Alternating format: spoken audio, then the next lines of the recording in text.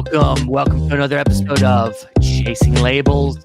I'm your host, Stephen Billings, and with me, as always, is your other host, Andrew Cabral. What's up, man? What's up?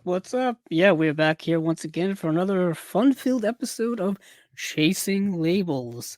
It's been about 2 weeks, but it feels like it goes by so quickly, and there's been a ton of news in terms of things that are coming out. The year is in full swing upon us. Of course it is. It just February is, of course, the short month. Though we had an extra day, We did indeed. It's still short. So it's we're now into March, but we're here for spine number 134. And if you have never seen this show before, essentially it's just simple. People, boutique labels of Blu-rays that I'm sure the reason you're here, you would have heard of this show is because you like Blu-rays and stuff. And then we just talk about the announcements for the last couple of weeks, and just kind of run down some of what we consider ones that we would probably put in our own collection. We don't talk about everything because there's just so much. So we just decide to pick the tidbits that we're interested in. So it's not only here on YouTube live, but we also put this on our audio platform, Apple Podcasts, Spotify, wherever you listen to your podcasts. So if you don't want to watch this now, hey, it'll be up tomorrow for audio only. So here we are. Let's get this started. But I guess, before we talk about announcements, anything interesting you've picked up lately? That's a bit of a I know. bit of a curveball. Let me look around. Well, I'll show you something. I do want to advertise. We did just do a review video for some Imprint titles. We talked about this Sidney Lumet Volume 1 set, and Andrew had the film Lenny, starring Dustin Hoffman from Imprint as well. Let me grab that over here on one of these stacks. If you hear anything flawless, just movies. We did this kind of like little mini review that we did for both of those things very, very recently. What else do I have here? Actually, I've got some things now that I'm moving. I picked this up because this was starting to sell out everywhere and start to go out of print. Actually, I think it's out of print now. The 4K UHD limited edition of Conan Chronicles. They put these out individually, and then they put them out together here. The Blu-rays are still pretty readily available, I think, everywhere that I've seen. Diabolic and Orbit DVD. Amazon has them, other places as well. Picked that up recently. Speaking of more Schwarzenegger, didn't really plan it.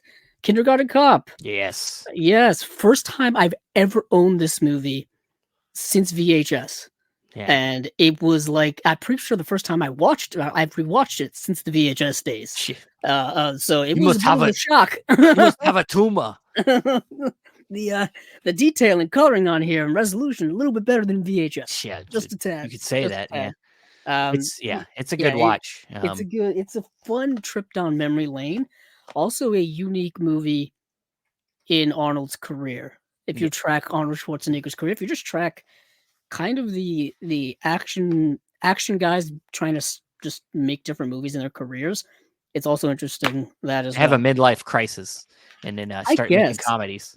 I do want to ask our audience here if for those of you who do have this, are you having any issues with the discs becoming dislodged? Because I feel like this disc here comes out all the time, and I don't know if it's just my copy or if it's just other people's copies, but that happened. It's been happening to me ever since I got this. And it's not like the tab's not broken into or anything like that. It's just loose. I don't know why. That's weird. It was shaking on me, so I had to fix that, or else it would bother me throughout the entire show. And I couldn't have that. Can't have that. No, we can't. No. But along with that, I do have some pickups that I will be revealing from February later this week. I did a video for that, so look out for that on the YouTube channel.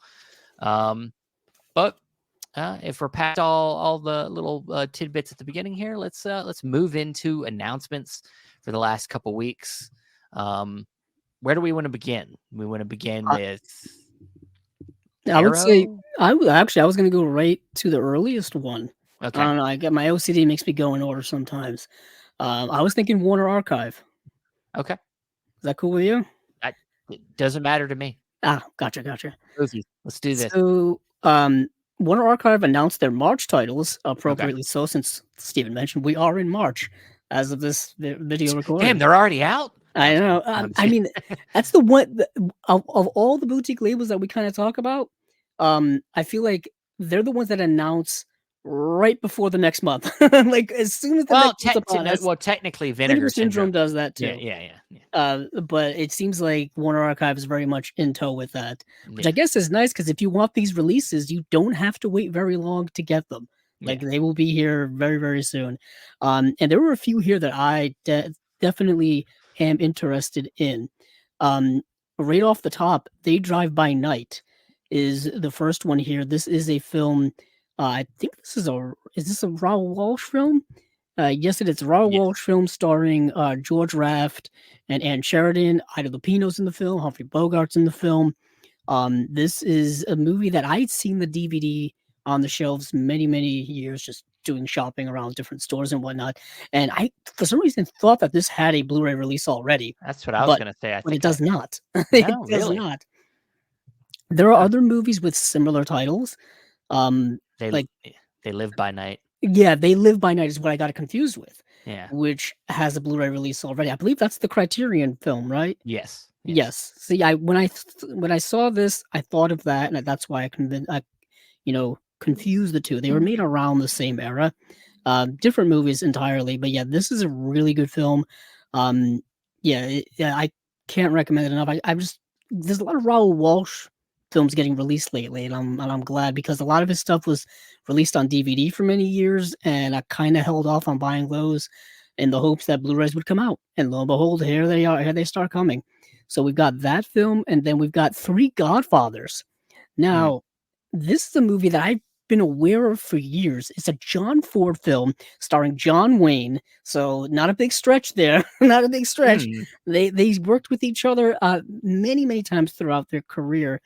And this is a movie that came out in 1948. Yes. Yeah. And I think this actually has two films in it. This has the Three Godfathers film from 1936, as well as the Three Godfathers film from 1948, which I'm just noticing now. That's not the best way to do. Yeah, it's got a fully restored 1080p presentation of MGM's 1936 feature, Three Godfathers. Oh, that's so cool. So you get two for the price of one in here. But this film, Three Godfathers, like I said, John Ford, John Wayne, and this is a movie about three bandits. John Wayne, Pedro Armendáriz, and Harry Carey Jr. are the three kind of bandit guys, and they pull off this heist, and they basically get chased into the desert. And the whole movie is them traveling through the desert trying to survive. But along the way, they find a woman who is pregnant and is about to give birth, and she does. And these three men basically promise her on her deathbed that they're going to take care of this child and bring it to safety. And that's the plot of the movie. So they are this baby's three godfathers. Meanwhile, they're being chased by the authorities throughout the desert as well. So you got a few things going on here. I thought it was very good. I very much enjoyed it a lot. This is like two men and a baby, but three men. Three men and a baby in the West. Exactly. That's exactly what it is. All right. Is Steve Guttenberg one of the characters? Steve Guttenberg is not one of the characters. Next, we've got a double feature here called. Now, Steven, don't be mature about this one here. I'm sorry. I know what you're gonna do, and I can't. But it's called The Boob, and then the second film is Why Be Good.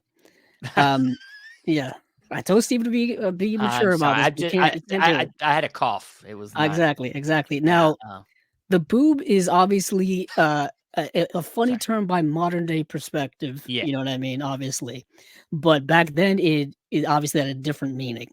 And this movie is first of all, The Boob is a silent film directed by William Wellman, which is kind of why I wanted to mention it. Well, yeah, it's William Wellman. Yeah, it's not a great movie. So Farm Boy Peter Good's best gal runs off with a bootlegger, so the hapless Boob goes running after them and straight into culture class farce that pits hick heroism against the wiles of slick-haired gangsters and gin-soaked jazz babies. It's a William Wellman, obviously pre-code film, a silent film from the late in the silent era, 1926, so pretty late. I think the Jazz Singer was around that time, and that's when talkies would start in the late 20s. But it's okay. I don't think it's particularly great. You could probably find it to watch in the public domain realm of things because the movie's so old. That movie's not so great, but the second film on here, Why Be Good, I thought was really good. This film came out in 1929. This is not directed by William Wellman. This is directed by William A. Setter. A flapper with a dubious reputation enjoys a vivacious night of dancing and finds herself romantically linked to her boss. Now, this is a movie dealing with a flapper girl, which is it's a 1920s thing. It's not really something that we're well aware of today, unless you know 1920s culture, like The Great Gatsby and stuff like that. And she ends up having like a romance with her boss unknowingly initially, and then things obviously get much more complicated after that. Um, the boss, her boss, is actually the son of the owner of the company, so the father of the company like doesn't want his son fraternizing with someone of such a low class, all of those things, and she's kind of got to prove that she's like that she's not only in it for the money and all this kind of stuff. It's a little, stuck in its time, but I thought the film was very interesting in dealing with like relationships of the time, different class relationships of the time, and things like that. That's why I really liked it. Yeah. I mean, but for me, even if say you don't want to start here, William Wellman's done other great films that maybe that could get you into him as a filmmaker. Some of his later work, and then maybe go back and watch these silents to kind of see where he came from. Something like A Star Is Born, the original Star Is Born. Which one of the big ones. I believe he did. He did Wings, didn't he? I don't know if he did Wings, but he did the Oxbow Incident, which is very good. The Oxbow Incident, for some reason, is the Blu-ray is part of the Kino like buy it before we lose the rights sale that they have always going on. So get that while you can, while it's dirt cheap. He did Wings, 1927. Oh, did he do Wings? I didn't even know. Yeah. I'm scrolling down his filmography as we see, but he's notorious for making a lot of pre-code films that were the reason why the Hays Code was instituted, because he pushed the envelope so far. Safe in Hell was a film that he did. Now that I'm going down thing, he did Public Enemy, which was a 1930s gangster film by Warner Brothers, which also has a Warner Brothers Blu-ray release. He did a lot of films like that. I have I think the volume 3 of those pre-code Hollywood films that I have somewhere down here are all William Wellman films. I'm going back to my old days of pulling stuff out of nowhere. The Forbidden Hollywood sets, the DVD sets. I think these are all William Wellman films. So these are pretty cool sets that I never really got the rest of them, and I still got to go back and do that. But yeah, so that's William Wellman. It's not even a William Wellman double feature. It's like half William Wellman, half of this other guy, William Sider. Well, I mean, to be honest, I don't think we've seen One Archive go to silent films as much, really. No, not really. That's why this is so interesting. Yeah. But what's interesting about this double feature is the films are not really connected in any way, at least not from what I was able to gather. Like, not even thematically are they the same. I mean, they're both dealing with, I guess, like, romantic entanglements, relationships. Or something wait a second. Are they both dealing with two boobs? No. Okay. Just no. one boob. Yeah. Only the first film. So that's just interesting, because usually when you get a double feature, it's thematically connected. Like maybe it's a double horror film feature, maybe it's a double noir feature, or maybe they're both the same director, both the same actor starring in both, something like that. But I don't think that's the case with this, so that's why that's interesting. But we got some other things here. The Little Drummer Girl.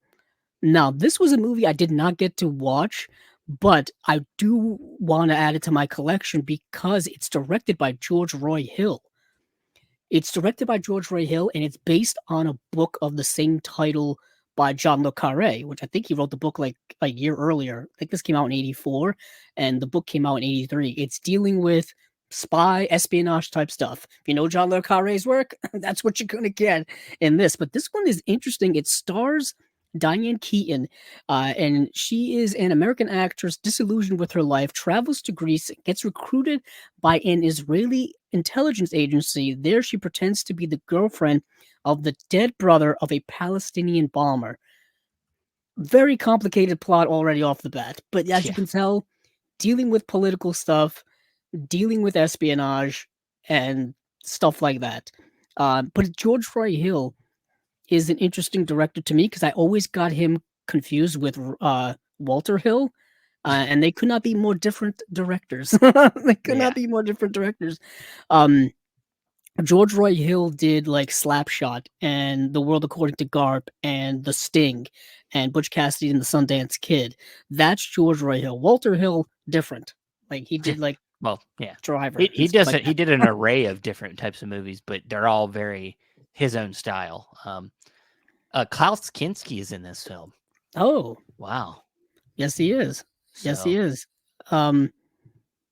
I didn't even know that until you just mentioned it. So you caught me off guard. That's another reason to watch this. Yeah. So that's that. The next film here is, and I think it's kind of the last one I want to talk about. There's one more film, but I may mention it just for the pop culture of it all. Stand and Deliver is a film from the 1980s that I feel has been parodied more than I thought it was. For example, I know South Park, I'm pretty sure took directly from this.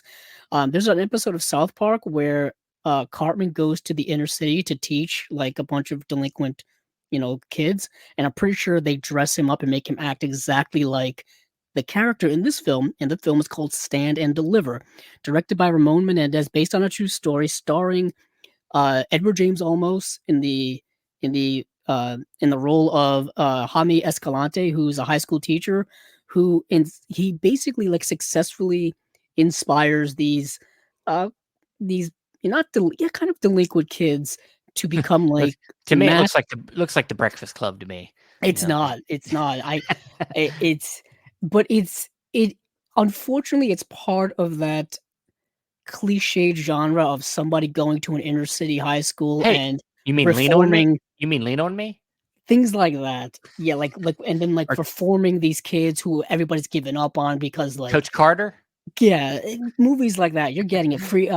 What's the movie with what's her name? I almost said Renee Zellweger. It's not. $1 Million Baby, Steven. You mean Hilary Swank? Oh, Freedom Writers. Yes, Freedom Writers. Hilary Swank does a movie like this as well. Why I know that, I don't know. You know what I mean? Like, so it's part of very much that genre. But this was done back in, I think, 1987. So 1988. I was 1 year off. Blue Diamond Phillips is in this film. Andy Garcia is in this film. And basically, it's based on a true story, like I said, of this teacher who went on to inspire and really work with these kids to make them really good in math. Things like algebra and calculus and stuff like that, to the point where they were able to compete in like statewide competitions and stuff like that. And basically went on to kind of spur like every year, like more and more kids at this kind of low budgeted school were able to become very good in math. Yeah. Also Dangerous Minds. That's the one I was thinking of was that Michelle Pfeiffer? I think so. Yeah. Yeah. And then The Substitute. Yes, that's another one. I hear your heat kick on. It did kick on. Hold on, I gotta go turn it off. Yeah. The Substitute. I love Tom Berenger. Goes to like an inner city school and becomes a substitute teacher, and he's a hard ass, and I like The Substitute. Yeah. Then there's even that one with, is it The Substitute? Is that the one? Which one is The Substitute? That's the one with Tom Berenger. I was just Tom Berenger. I was thinking there was one of those films with Jim Belushi where he becomes like a principal of a school, and then like I remember the climax of the movie, like this local gang like attacks the school, and he and like somebody else apparently there's a movie called Coolio. Well, Coolio did that famous song Gangster's Paradise. Oh, okay, I got you. That was the one from the 90s. Honestly, you could do a whole like episode, like a list episode, like favorite school resurrection movies or whatever. Or like, Whatever you want to call the genre. We talk about this movie all the time, Dead Poet Society. You can put in there as well. Sister Act. Yeah, Act. You're right. There's that. Yeah. There's Mona Lisa Smile. I think is kind of another film similar to that, which no one really talks about that film. Really good film. But yeah, so this is very much like that. But Edward James Olmos, I think, was nominated for an Oscar for it. I think this film was nominated for several Oscars. And the way in which he approaches the kids is he doesn't approach them with a stern hand.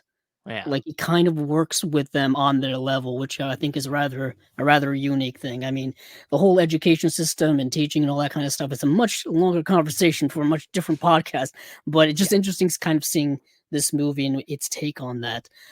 So that's Stand and Deliver. I thought it was very good. And I think it's kind of the only movie really that Ramon Menendez ever did. He did, I think, maybe one or two movies after this. But yeah, it's very good. And just to complete it for completion's sake, we don't have to talk about it. Money Talks. Steven, do you remember when this movie came out in like 97? Yeah. I mean, it's vaguely. It's not. It's Chris Tucker and what's his name? Charlie Sheen in like a buddy comedy. Yeah. Directed by Brett Ratner. Yeah. And then literally the next year, Brett Ratner would come out with Rush Hour. It's a similar type of movie, but done so much better with Jackie Chan and Chris Tucker. That's kind of my perspective. Yeah, this falls in line with a couple different Adam Sandler movies that kind of I find to be like forgettable, but they were all in this area. Like the one Adam Sandler did with I think it was Damon Wayans. I think it was Bulletproof. Bulletproof. It's so forgettable. Yeah. It's like it's there, but it like it was like it was Adam Sandler like doing like a cop action movie, wasn't it? Yeah. It kind of falls through the cracks. It's okay, but it's like just like Money Talks. They're movies that people like. They see the cover, they hear the name, they're like, oh yeah, I remember that, but you don't really ever watch it any other time. Like you don't. Well, these movies, a lot of 90s kind of action comedies or just buddy comedies would all end up on cable TV. Yeah. In either the late 90s or 2000s, and that's kind of where we saw a lot of them. I remember like a lot of Martin Lawrence comedies, like National Security or Blue Streak or stuff like that. Those would all end up on cable, and not like HBO. They would be on like TNT or USA or places like that. In movies you would kind of watch on a Saturday or Sunday afternoon that would just be playing. That's such a foreign concept, I think, to like today's audience. Just like, hey, we're just gonna chill out on a Sunday afternoon and watch whatever's on cable, whatever's on TV or whatever's on cable. You know, It's not in the world of streaming. In the world of streaming, you got every option you want. Yeah, the funny thing about it is what we complain about today about streaming is exactly the same issues we had with cable. It's all programmed and limited, and you only watch what they let you watch. Oh, what's available? Yeah. But the thing is that wasn't trying to replace physical media. You know what I mean? Like, right. You know what I mean? It feels like with how rapid technology is moving, everybody is like now kind of like using this as an excuse to forget about physical media. Like we don't need it. We have digital. Like interesting. That's an interesting perspective. But when we had cable, we weren't saying that. No, I think the unique thing with cable, like I said, cable movie watching is that movie typically was only airing at that time, that specific time on that specific day. Whereas with streaming, you can watch it now or you can watch it later. You can watch it twice, 3 times, or whatever the case may be. Sure. So we were more limited. But you were perpetually paying for it all the time. Just like, I mean, you were paying for cable, but I would say it's cheaper. It was cheaper than how you're paying for streaming services now. Where you have to buy you have to have like 20 streaming services to, The prices keep going up. Netflix I hear is going up again. And then the movie you might have to rent it anyway. So, it's like, Yeah, I do know what you're saying. But let's move on from Warner Archive. Jay Van Hoy said, cable also gifted us with hilarious audio edits. Yeah. Oh, yeah. Yeah, you don't get that. You don't get that anymore. Yeah, that was also the one. Yeah, you ever like edited for TV versions of Oh yeah, movies, it's the and best.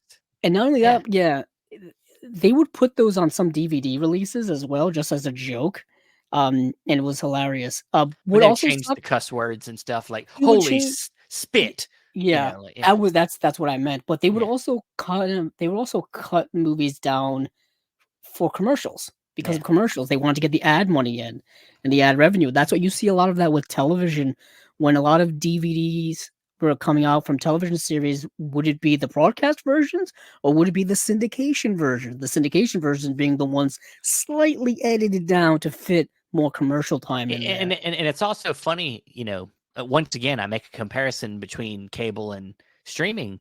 We hear a lot about streaming services going in and editing movies after their release. Well, Mhm. they used to do that with cable, but we didn't really complain about it then. Yeah, because if you didn't see it in the theater, you had to wait for it to come out on VHS or obviously later DVD or wait for it to come on cable, which would take And even you longer. accepted what So you it kinda what it just accept was it with what you got. at the time. Now we're so spoiled that, and we know we had the information's there. We're like, we know this isn't the whole movie. Mm. Like, so now we're like, we want the whole fucking movie. Yeah, So, I think I told you about when I've kind of first started figuring out what aspect ratios were, and I realized that there was, like, parts of movies cut off, and I for probably my whole life didn't yeah, realize it yeah, oh on yeah, VH yeah, on VHS tape to fit our full screen TVs. yeah, I didn't realize that that's not the way this was oh yeah, supposed to look. I yeah. felt robbed. I felt robbed. But let's move on. Let's All move on right, to something else. Let's move over to oh boy. Umbrella. Yeah, here we go. Here we go. So let's move to Umbrella. Um, and there were 4 there were was there 4 announcements? One specifically I wanted to talk about, just because it's making its world debut on Blu-ray, and this is the movie Trash Humpers. I'm gonna pause for You didn't. dramatic effect. Wait. You wanted me. You thought I would just be laughing at the boob, but Yeah, there's a movie called Trash Humpers. That's even there better. is indeed. Yeah. I have heard about this movie for many, many years. I had never seen it. It is a film by Harmony Korine. Um, and this move, man, it's not even a movie. It's an hour and 18 minutes of complete and utter trash nonsense, but it's so unique that you almost have to watch it just because you can't explain it to people.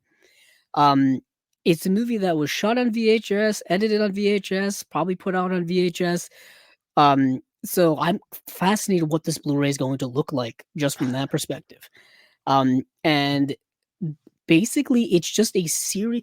How I described it to a friend of mine, this movie is if you're one day walking in the woods and you find a blank VHS tape with no label on it whatsoever, and you just bring it home and put it in just to see what's on it. And what you get is some of the most Just unhinged, depraved Trash nonsense you've Humpers. ever seen. You've got people, you got things from people humping trash cans to throwing light bulbs in an empty parking lot at night to random people talking about complete and utter nonsense going on like seemingly drug induced rants. I do agree with what the commenter just said. Not the best Harmony Korine, but worth a watch just for the sheer madness of it all. Um, Now, this is the filmmaker that did. Spring Breakers. I kind of fucking hate that And movie. I know you don't like that movie, and we've always gone against each other with that. Yeah, Um, I understand why you like the movie. I mm, just think that it's so fucking annoying. It's well, such an he was yeah, also the writer of Kids. He directed the movie Gummo, yeah, yeah, Spring Breakers, like we said, but he also did the movie he did after Spring Breakers was The Beach Bum yeah. The with McConaughey with movie. Matthew Yeah. McConaughey. Kind of, yeah. What a weird movie to say the least, but nowhere near the level of weirdness that Trash Humpers is. Trash Humpers is. Um, yeah, it's like taking a John Waters film, but going even further with it, because at least a John Waters film, there's some semblance of a plot. There's some semblance of characters that are doing stuff. In this film, it's just nothing. It's just a series of it's like watching a montage of YouTube videos before YouTube was really a big thing. It's incredibly wild of not even a movie, but Yeah. man, what an experience it was watching that. Apparently, Burial Grounds been described by Justin Lilly as the Italian Trash Humpers. Oh my goodness! So that might need to be watched. Trash Humpers with a twist, with an Italian twist on it. With an Italian twist. Yeah, you know, but yeah. The one caveat of the movie is that the further along you go in it, you kind of become desensitized, where it's like, okay, what are they going to do next that's going to be so weird and absurd? But then after a while, it kind of loses its weirdness to the point where you're like, okay, we're doing this. There's somebody humping a trash can again. Moving on. You know what I mean? Mm-hmm. At least that's the way I watch it. Maybe I'm just desensitized to a lot of these things now, having watched movies like this and whatnot through our time here. Enough. You've probably watched more than enough of these type of movies. Not quite like this. Not quite like this, Okay. but movies of this ilk where it's just like insanity of it. Like I said, if you're a fan of John Waters, you'll kind of be in line with this movie, but it's an experience. But like I said, it's the first time that it's getting a Blu-ray release anywhere in the world. Yeah. So I find that to be rather interesting. And there are special features on this release as well. Well, I'm sure it'll be trashy and humpery. All right. Well, anything else from Umbrella you wanted to bring up, or is that good? Just for Upstream Color, Upstream Color and Primer are both films by the same director. I remember Upstream Color and Primer being on Netflix for a while, and I never watched Upstream Color. I watched Primer once. Yeah. But I know people are fans of time Primer. travel movie, right? Yeah, Primer's the one dealing with time travel. Upstream Color, I never got to watch. I think by the time that movie kind of came out and I was about to watch it, the director had stuff that came out about him. You know what I mean? Yeah. Like just really terrible things that came out about him, and I was like, I have time to watch other movies, basically. Yeah. So, and I think there's a fourth film, but I didn't know much about it. Yeah, you'll never find me. Yeah, it's a new film. It's new 2023 film. So I believe it's an Australian film. Ah, makes sense. Third release of in our line of highlighting up and coming unique Aussie filmmakers. So I'm trying to look for the name of the filmmaker so I can shout him out, but I'm not seeing it. So yeah, can't do it. So cool, I can't find it. Yeah, well, I know. I'm trying to find myself. But all right. Well, where do you want to head to next? Do you want to do Arrow? Oh, you want to go to Arrow? You seem like fixated on Arrow. You need to tell me where you want to go. No, Arrow is fine. Since you know the line of in your mind. I just gotta bring up the Arrow releases. Yeah, I'm trying to think of what came out, but I can tell you. So, yeah, tell me. The Long Goodbye is getting a 4K release. That's a big one. That's one that I know it's had a Blu-ray before from Arrow, and I believe it might have even had a couple Blu-rays. Maybe. Well, they came out with like a steelbook version. Yeah, okay, that's maybe what I'm thinking of. Yeah, I remember when that Blu-ray release came out because it came out a few years ago. I think 2018, maybe. Yeah, like it wasn't that long ago. I mean, and in my mind, I think 2018 is not that long, but it's pretty. It's 5 years ago. Yeah. But this is the film that's got Bob Hoskins in it. It's kind of a neo-noirish type of film. Yeah, he plays a gangster. Yeah, like a British gangster, and then like his gangster mall is Helen Mirren. Yeah, and this is like early '80s. Great soundtrack in it. It's a movie I've always wanted to add to my collection, but when I think when that came out, or even I think there was a Blu-ray release even before this, so there was a DVD release before this by Arrow. I hadn't gone region free yet because I believe this is technically a region B release. At least at the time it was. What are we looking at now in terms of If this being, is this region free or still region Well, it's a B? 4K, so it should be. Yeah, that makes that whole point irrelevant. Yeah, I'm only seeing here that it's just a 4K. So I don't know that I don't think it's got a second Blu-ray. Yeah, I've been noticing that a lot recently Yeah, with not Blu-ray releases only from Arrow, but Blu-ray releases or Blu-ray 4K releases from other companies as well, where they're not including the movie on a Blu-ray disc anymore. You're yeah. just getting the 4K edition, and you would have to buy the Blu-ray separately if you wanted it. Yeah, it's I just think Jay saying single disc. yeah, single Yeah. disc, which is that does that bother you? Because it kind of bothers me a little Why bit. does it bother you? It makes everything, all the features, all on one Yeah. disc for people But that for me, you I know. like having, like, the best edition of something, or at least the most complete rounded edition of something, where I can have the movie on 4K, I can have the movie on Blu-ray, I can have all the special features. Hell, if they wanna throw in the movie on DVD, go right ahead. I You know what I I mean? I think that the 4K Blu-ray multi-pack is just something that's for a transitional thing for people that are trying to move from Blu-ray to 4K. I think that that's just bonus. I think ultimately a lot of times we still get Blu-ray 4K packs because we can't get all of the features put on the 4K disc because of rights issues. Because even the features themselves are under rights. By sometimes they're locked into region B as well. Right. So, but it seems like a lot lately that I'm seeing features being ported over to 4K, which is region free at the moment. So, I mean, like I'm thinking of like the one that comes to mind is the Robin Hood Arrow release. Oh, yeah. It was all on one disc. Yeah, so I did just check, the Long Good Friday is a UK release only. Yeah.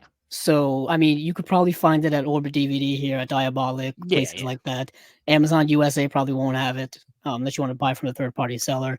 But yeah, so it is still a UK title. I'm wondering who owns the rights here, to be honest, but it makes it irrelevant because this is probably gonna be the best release anyway.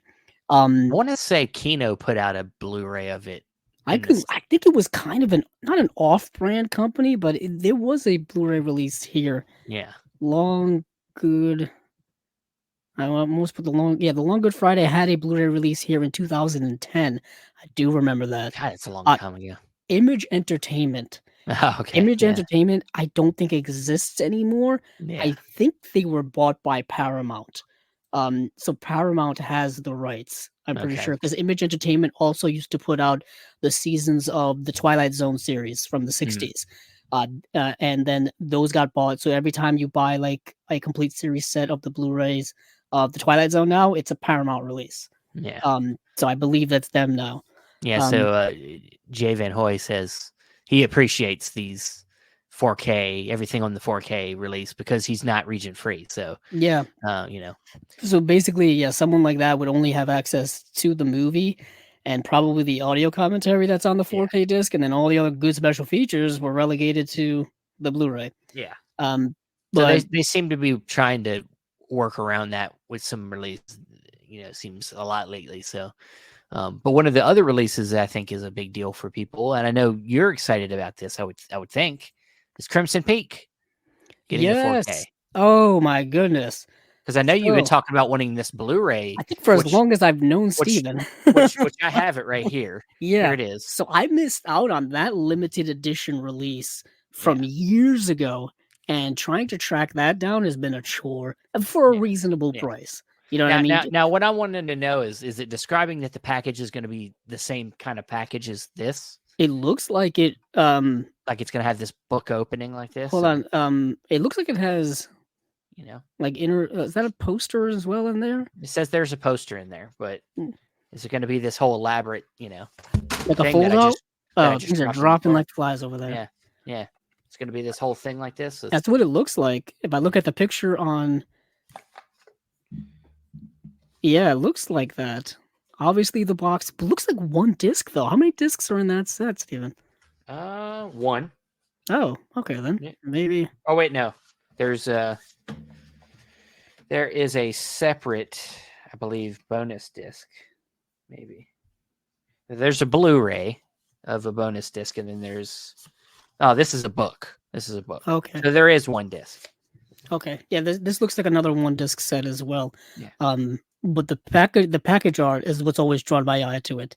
I also really like the movie. Really like Guillermo del Toro's work. Yeah, it's different. It's not a favorite of mine. I think it's very much more of a style versus substance type of when I much prefer things like obviously Pan's Labyrinth. I think is kind of his masterpiece, but like I mean I love A Shape of Water and his most recent. I mean like his Pinocchio was interesting. Of course Hellboy's fun. I love Hellboy. Yeah. He's a cool director. Devil's Backbone. I always go back to. Yeah, we've talked about this probably many times on here. The entire marketing campaign around that movie made it seem as if it was a horror film, and it's really a gothic romance. And he literally says it in interviews. Said it in every interview, gothic romance. Every single interview. Gothic and it just didn't register with people. It didn't Hey guys, do you understand what a gothic romance is? Gothic romance. Like, yeah, he was like talking, and of course, him being a super cinephile, he would probably mention like gothic romance films that were inspirations for it. And still people were like, went to it and were like, oh yeah, not scary. This isn't scary. Because because the whole ghost aspect of it, when people think of ghosts, they automatically think horror, which I can understand that, but yeah. But I can't wait to get that. Yeah, Jay's saying he would like to get that Nightmare Alley that he did with the black and white. I still don't have it. Yeah, I'd like to get that too. I'm wondering. Yeah, the tough thing with that is I'm pretty sure that was put out by Disney. So having them license it out to somebody, I don't know if that's going to be a deal, because it was probably done through 20th Century Fox or the remains of 20th Century Fox. So Disney put that Blu-ray and 4K out. So I don't know if that's ever going to see that. Disney's teaming with Sony now. Okay, now that's coming to light. Yeah, now we've got a chance. We got a chance now. She's saying this chance. Exactly. So there are some other movies in here that I do want to highlight, of course. We talked about The Long Good Friday. We talked about Crimson Peak. Let's talk a little bit about Night Falls on Manhattan. Is that Night Falls on or in Manhattan? I can't really tell. On Manhattan. Yeah. So we've got ourselves a bit of a courtroom drama starring Andy Garcia, a Sidney Lumet film. So he's not playing a cop in this movie. No, he's playing a lawyer who's going after crooked cops at one point in this film. He's always around some dirty So he's always doing something like that. He's always wearing a nice suit. He is wearing a nice suit. So this is obviously, I feel like the 90s was Andy Garcia's decade. In terms of like his star being at its brightest. You know what's funny about that is that you say that, and when I think of 90s, I think Quentin Tarantino for some reason. Oh yeah, I guess because he was, and they never did a movie together. It's like you'd think like, man, he could have been in Jackie Brown, but he wasn't. No, because every time I see Andy Garcia in like the late 80s, he's in a smaller role, and I feel like it was like the post Godfather Part 3, which was. That was like 1990. So after that is when he was in a lot of stuff. One of my favorite Andy Garcia roles that never gets talked about is Desperate Measures. Oh, Desperate Measures. I have not seen Desperate Measures. It's got him and Michael Keaton in it, and Michael Keaton plays an inmate, a kind of a, I guess he's like a psychopath type, but Andy Garcia plays guess what? A cop. Oh, there you go. And his son needs a bone marrow transplant. Okay. So, if you know anything about that, it's very hard. You have to find the right match. I had 2 of them, so I know. So you know exactly what I know exactly what we're talking about. So you have to get a proper donor. Yeah, you do. Thanks, Andrew, for dropping that one on me. I know, seriously. Yeah, I know it too well. Yeah. So. Of course, a match for him is Michael Keaton's character. So he gives permission to do it, but he of course uses it in a way to try to escape from custody. So it's a movie. As prisoners do, and it's a cat and mousey kind of movie about Keaton trying to escape. They're like running around in a dark hospital. He's trying to escape. It's good. It's a solid 90s kind of thriller. Yeah, I was trying to think of other Andy Garcia films. Things to Do in Denver When You're Dead. Yeah, we talked about film. That. Yeah. Nightfall's on Manhattan, like we said. Of course, he was in Ocean's 11, 12, and 13. Yep. He's in the movie Swing Vote. Swing Vote. Okay. Kevin Costner again. I think that was even earlier than the Kevin Costner movie. I think because this is a TV movie. I think where I thought we were talking about Swing Vote. That's what I thought too, but no, nope. It's a TV movie starring Andy Garcia and Harry Belafonte. Ray Walston's in the film. Wow, interesting. But this movie, like I said, directed by Sidney Lumet, in what did I say, 1996, and so he is a guy who initially does he's in the district attorney's office, but he's like a young up and coming attorney, and he gets assigned this typical easy case, like a slam dunk case where police officers were killed and they're gonna put this guy behind bars. So it's a pretty open and shut case. But as he digs deeper into that case, he finds that there are some odd things about it, and basically there may be some police corruption going on in there. And then at one point, once he becomes more powerful because he's an up and coming star, he gets more power to be able to do more investigating and unearth a lot more secrets that are going on within the police force and stuff like that. Really good cast in the film. Richard Dreyfuss plays the lawyer opposite him, and he's really good. Ian Holm plays Andy Garcia's father in the film. James Gandolfini plays a nice character actor in this film who's actually Ian Holm's partner. Ian Holm in the film is also a cop. James Gandolfini's a cop, and then Andy Garcia happens to be a lawyer who presides over this case involving these guys. So it hits him close to home. I thought it was really good film. I really, really much enjoyed it. Yeah, it's another one of those really solid films from Sidney Lumet. He has this penchant for doing like police corruption movies. He did it with Serpico, like we talked about when we talked about the Sidney Lumet box set. He did it with, I got the movie here, Prince of the City with Treat Williams back in the early 80s. He also likes to do courtroom films, 12 Angry Men, obviously. He also did The Verdict with Paul Newman. So he's got that going as well. So this is very much in his wheelhouse. Really cool, really good film. I think at one point in time, this movie did get a Blu-ray release from Kino a couple of years ago. But this release here obviously probably has different special features than that one does. So moving on from there, I think we've got one more release from their May films. Narc. Narc is once again getting a release, this time a 4K release. Yeah. I know it got that Blu-ray release from, was it Imprint, Stephen? It was in one of the noir boxes? It's in the neo-noir set, yeah. Yeah, so it was in the neo-noir box set from them, but now it's getting a 4K edition. This one's actually a 2-disc set. Both of them, both the 4K and the Blu-ray are 2-disc sets because they have a plethora of special features here. I've always liked Narc. I've always thought that was a good neo-noir from the 90s, starring Jason Patric, if I remember correctly. Another actor that had a lot of movies in the 90s. Another one, yeah. And looks very similar to Andy Garcia. Yeah, what's interesting, this is a very crime-based release slate from Arrow. I'm thinking of that with The Long Good Friday, with Narc, with Night Falls on Manhattan. 3 like crime-centric films. Very interesting. Is that it for Arrow, or do you have anything else in there? No.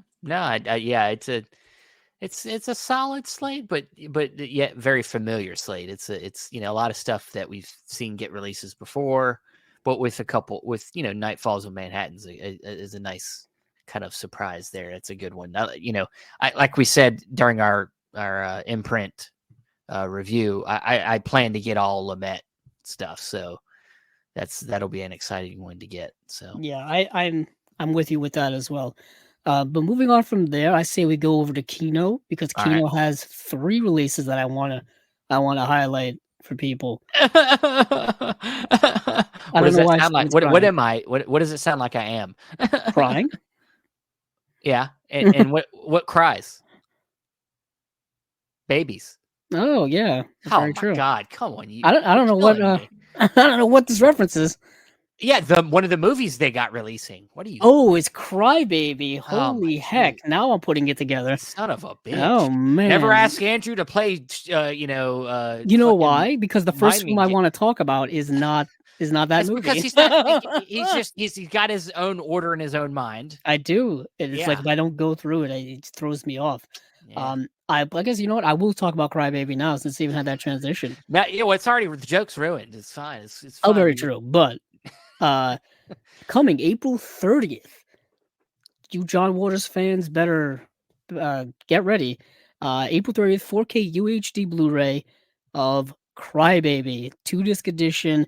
The second disc has so many damn special features on it. It's wild. We're getting a new looks like a new audio commentary by John Waters. We're getting 2 cuts of the film. So the 4K UHD release is going to be the theatrical cut, and then the Blu-ray is going to have the director's cut in a new HD master. And we've got a bunch of like a new featurette with John Waters.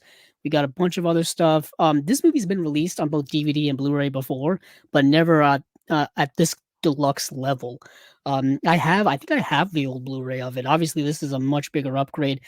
This is John Waters's homage to 1950s like musicals as well as Grease, really. If you look at it, essentially that's what it is. It's his version of Grease from the 90s, on homage to all that stuff, but obviously done in his own unique way with his own unique group of characters, including a very young and up and coming star at the time, Johnny Depp. Johnny Depp plays Crybaby. Yeah, let me ask you this. You know, we know Johnny Depp's in a kind of a unfortunate place in his career right now. And we know John Waters is doing a new movie. Do we think Johnny Depp should reunite with John Waters? Well, you mentioned about reuniting. They are now talking about doing another Pirates of the Caribbean film with Johnny Depp. So never say no to reunions. I don't know. Did you know that the budget for that last one was like $400 million when that came out a few years ago? I saw that in the theater, and I didn't realize that was that massive at the time. I'm about to do my best, Seinfeld impression. What's the deal with that? I don't. Why? Why would you pay that much money for that movie? I don't know, but I wouldn't say no to it, but John Waters is adapting a book, I think his own book, Liarmouth. I know Aubrey Plaza was rumored to be cast in it, but he came out and said that that's not true. Now, whether it is true and he's just deflecting, or is not really true at all, and someone just made it up, I don't know. I guess we'll find out whenever the casting actually does happen.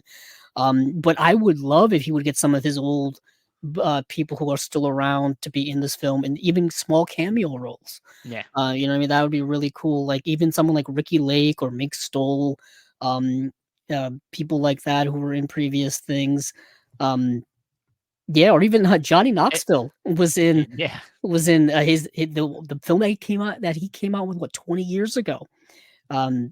Johnny Knoxville was the lead in that. That would be interesting because I know Johnny Knoxville is not really he's in things, but they're mostly like B and C, like straight to streaming movies nowadays. What a time we're in, where we're getting these kind of like, filmmakers that have kind of retired, but now are coming back to do movies. Like you got, Coppola doing his big movie, Megalopolis. Yeah, and that's that. I think, does that come out this year? I think it does. So he poured so much of his own money into that movie that hopefully it's a success. I hope it works. I hope it works. What's interesting is you're right. Some of the directors, they don't really retire per se. They just go away for a while and then they return. We haven't. When was the last time we've gotten I guess I was gonna say, when was the last time we got a full, like a feature David Lynch film? We've gotten more Twin Peaks, of course. Right, But which was essentially like an 18-hour movie. So that you could count that, but it wasn't until Inland Empire is Inland last. Empire Yeah, in like what 2006 or so was it's around been a that. while. It's been a So while. yeah, it's been a very long time. It's Yeah, I would love for him to come back and make a new movie. There were rumors a few years ago that he was going to come back and make a movie for Netflix or for somebody, and it just never really happened. I think there was a rumor that his movie was going to secretly drop at the Cannes Film Festival last year or the year before. I read something where it was saying like Laura Dern was like coming over to his house and they were having secret like script readings and then going off and That'd be filming stuff. awesome. Yeah, I know, but He did do that short on Netflix a few years ago with, what was it, like a talking?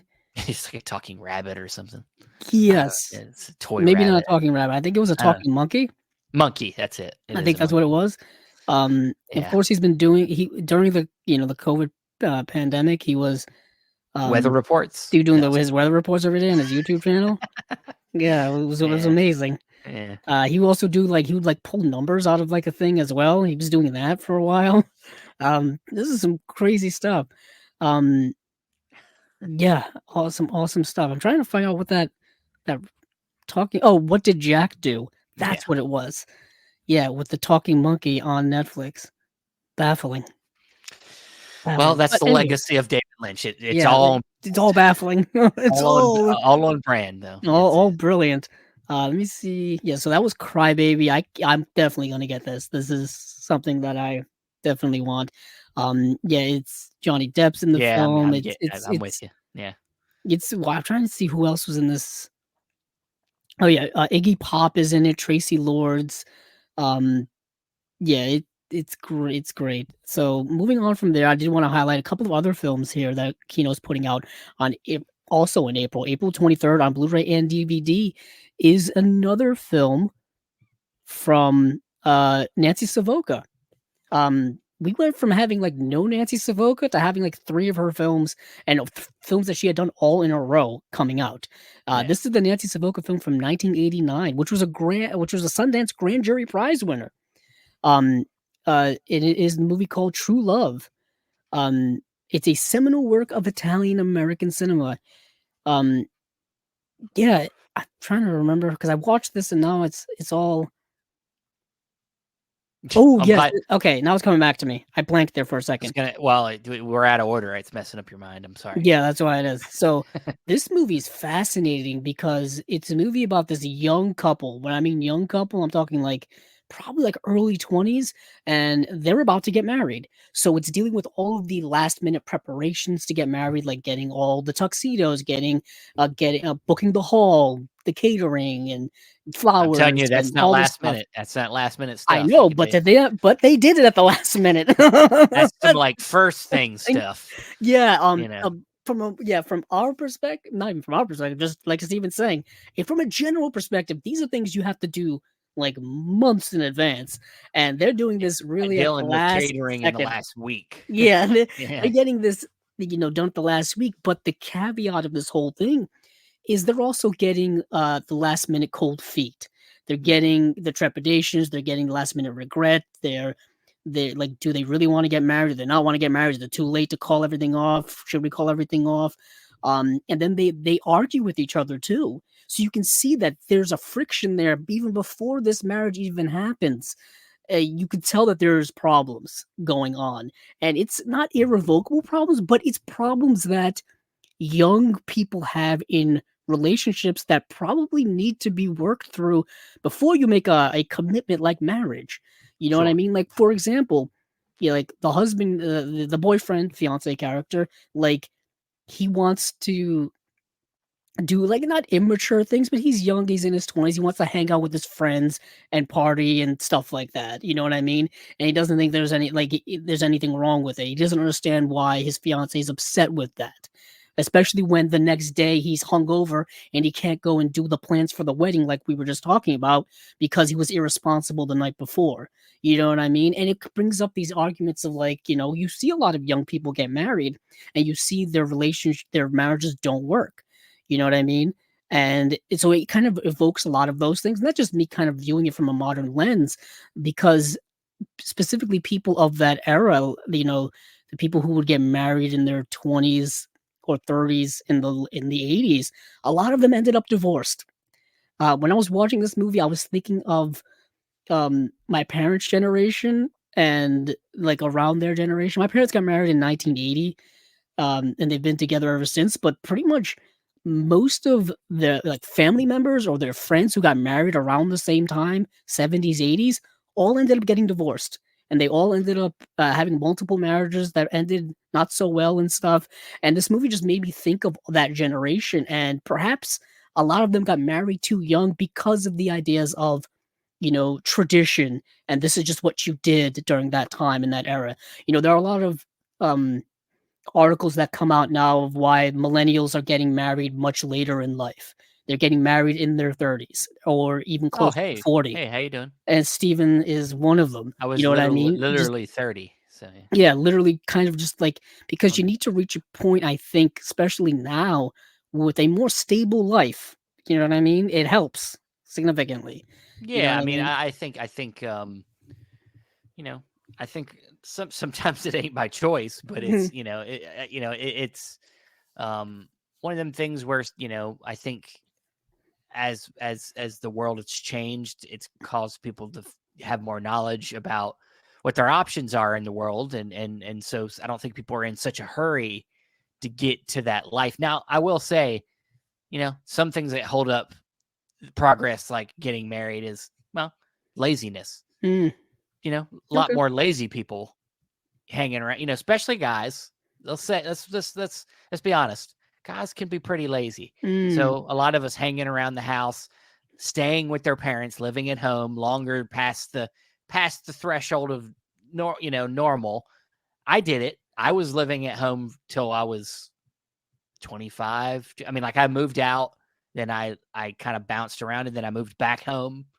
Like I did it. Like it happens. Like and I'm not saying like I'm not trying to be an asshole. Like I'm not saying like you're a bad person for living at home. There's nothing wrong with that. If that's the circumstances you're in, that's fine. But that does hold up progress. You get, it does. It you're not, when you're talking about sharing your life with somebody, they're hoping that you're, along in your life. You're yeah, trying to, you have to reach it, like I said, kind of reach a certain level of your life where that is something that is feasible. You know what I mean? You yeah, can't yeah, just like go from 0 to 60 in a second. You exactly. gotta there are Yeah. steps, I think, and oftentimes people skip those steps and they end up in, bad marriages, bad relationships, things like that, because they kind of, you know, they can't really see the flaws in themselves, or maybe there's flaws in their Yeah. partner, or whatever the case may be. I think everybody's on their own journey really in Sure. life, and things are way different now than they were, circa 1989, I can tell you that. Yeah. Yeah. Um, uh, Things are different now than they were in 2009. Yeah. Yeah. You know what I mean? Yeah, But everybody's circumstance is different, and right. there's, like I said, there's no problem with staying at home. It's just if you're planning to get married in your life, I think most people want to see somebody that is got themselves together, Mm, enough to sustain a life with yeah, with each other. yeah, I think you have to be self-sufficient Yeah, you gotta be self on a sufficient. certain level before you can include somebody else in your life, or else your instability is Yeah, gonna, shake that relationship apart, really. I mean, Um, people want to feel secure, but mm, not only in the relationship, but that they can build a life with somebody and that they'll be there to back them up. right. This has turned Yes, much different, but welcome to Oprah. that's Yeah. what's so great about Nancy Savoca's films Yeah. is they evoke a lot of these themes and a lot of Well, these thoughts and conversations. That's why it's I think she's making a really good director. it's making me think about like the Before trilogy a little bit, like that Mm. third movie, Before Midnight. Like you're talking like we're into the stage, like where I mean, Well, obviously that's that's the opposite end of the well, spectrum. it is. I was You gonna know what I say it mean? is, but it's like the conversations going on in it feel like the conversations in that movie, though. The third film, Right. where it's getting real. We're What past is it? the Yeah. lovey-doveyness, the Yeah, puppy love. where having to sustain that relationship for that long, at one point, does it all fall apart, and how can you keep it together? Yeah, You know what I mean? That's what a lot of that film is kind of I think, getting into. But this is like the opposite end of the spectrum, like starting out rocky. How do you keep it together just to go forward? And if it falls apart, at what point? And the movie really doesn't provide any answers for that, because in life there are sometimes never real answers. You know what I mean? Yeah. So yeah, it's a really good film. I'm glad it's getting a release. Between this and Dogfight and the movie we talked about recently, that's completely escaping my mind. You can get like this kind of trilogy of relationships that Nancy Savoca made, trilogy of film dealing with relationship that Nancy Savoca made in the late 80s, early 90s. A lot of really good indie films of that time. So I'm glad she's doing that. There's one more Kino here I want to talk about, then we'll move on. It's a Burt Reynolds film. Burt. Yeah, starting over, another film dealing with relationships. There's a theme going on here, Steven. Son of a bitch. This is getting a new commentary by film historians Daniel Kramer and Howard S. Berger. This is a movie that is very interesting. I just want to see. Yeah, it's produced by James L. Brooks, directed by Alan J. Pakula. That's what I wanted. That's what I want to point out specifically. And it's a movie literally about starting over. So the movie stars Burt Reynolds and Jill Clyburn. Um, yeah, it's like Clayburgh. Clayburgh. Charles Durning is in the film. Candice Bergen is in the film, and Burt Reynolds plays this guy Phil Potter. And right at the beginning of the film, it starts off right away. He and Candice Bergen were married, and they are separating, getting a divorce because Candice Bergen's character cheated on him. So obviously things are gone. You know what I mean? So he moves in with his brother, who just happens to be a therapist, in Charles Durning. Charles Durning is a character actor throughout his life. He passed some years ago. I remember him. He was on television. He was in movies. But he's always looked the same age to me. Like he always seems like like he's one of those actors where I always view him as an older person. Like Wilford Brimley. Like, well, for some reason, I always think Wilford Brimley being old. I never can perceive them as young people in movies and TV and stuff. So Charles Durning is his brother. He goes to stay with him, and basically Charles Durning and his wife hooks up his younger brother with this woman portrayed by Jill Clayburgh in Marilyn Holmberg, and they have just this relationship. But the Burt Reynolds character is dealing with still having feelings for his ex-wife, because obviously that relationship is just recently ended, so that's really raw. But he's also really attracted and has something special connection with this new woman that he's meeting, so he's kind of battling within himself back and forth. And what's interesting is he's not an asshole about it. He's a very kind of calm-minded, very kind of sensible guy, but he's having a lot of this internal strife and turmoil.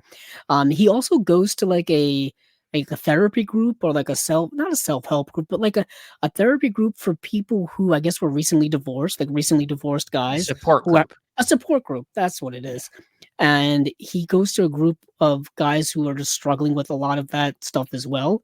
And so that's an interesting kind of aspect of the film, dealing with kind of the psychological ramifications of a marriage ending and stuff like that. Really good film. Alan J. Pakula is a director that I think is underrated, in my opinion, even though he did such great work during his life. He directed All the President's Men, which is probably what he's most noted for. He also did the movie Clute, I believe. I think he did the Parallax View. I want to see. He did that movie Presumed Innocent with Harrison Ford? Probably people don't remember that. And he also directed Sophie's Choice, a movie that's very dark and harsh and dramatic for obvious reasons. Yeah, so I recommend this. If you're a Burt Reynolds fan, I think this is one you got to check out. All right. Well, shall we move over to how about Studio Canal? Yeah, sure, because we got two from them. All right. So we've got the Lavender Hill Mob, which is a 4K UHD release, and this is one of their like deluxe 4K UHD releases. Like it looks like it's coming in a box with like a bunch of cool stuff, like a booklet. It looks like some art cards. It looks like two posters actually. That or Really? it's showing the opposite side of the other one. But No, that could be true as well. Yeah, Maybe it it is a looks like double-sided poster. yeah. It looks Nope. similar to the size of the Lady Killer set that I Yes. have of theirs. So Yeah, it does say 2 posters, new okay, and original artwork designed by Matt Griffin, 4 pop awesome. art cards, 64-page booklet. It's a new 4K restoration. They had actually just put this film out on Blu-ray, I think in 2019. So this is an upgrade from them directly. Yeah, it's got 2 new special features: the Lavender Hill Mob analysis by Benedict Morrison, London Comedy Film Festival Q&A with Paul Merton. It's got an introduction by Martin Scorsese. He loves Scorsese doing them approved. introductions. If it's Scorsese approved, I gotta have it, or at least gotta watch it, which I did. This is coming out April 22nd, and this is an interesting. I would say it's a comedy, but also like a heist film. It I was was gonna say most like a definitely a heist caper, film. like a caper film. Yeah. Like a caper. That's exactly what it is. So Yeah. Henry Holland, portrayed by Alec Guinness, he's worked at a bank for like 20 years. And he worked as a transfer agent of gold bullion in like one of those like armored trucks, you know what I mean? Like the Brinks trucks you see around here. You know what I mean? So he decides that since he knows kind of the in and outs of the truck routes and all that kind of stuff, he decides, what if I pull off a heist to rob it? So Mm. it's him assembling a a um a group of guys to pull off this heist. And what do you know, Steven? The heist does get pulled off, but there are some complications that ensue. He decides to enlist the help of somebody who is a smelter, somebody who works with metal. And he decides that he's going to melt down this gold into these statues of the Eiffel Tower, and then he's going to have them sent off to Paris, but just to be stored away, not to be sold or anything like that. Then he's going to go get them himself and sell them, make the money, and we're off scot free. Well, he gets to Paris. Turns out things have gone awry. So now he's in a bit of a mess, going on, Mm. and he's got to figure things out. So you've got the first half, that's the caper. Second half is the aftermath of the caper and the complications that are ensuing. The movie is really short. The movie is only about like 80 minutes long. So we're moving at a quick pace. Wow. No fat on this movie. It's a nice breezy film, really well acted, really great snappy dialogue. Alec Guinness is in the film. He's great. Plus some other good British actors in it as well.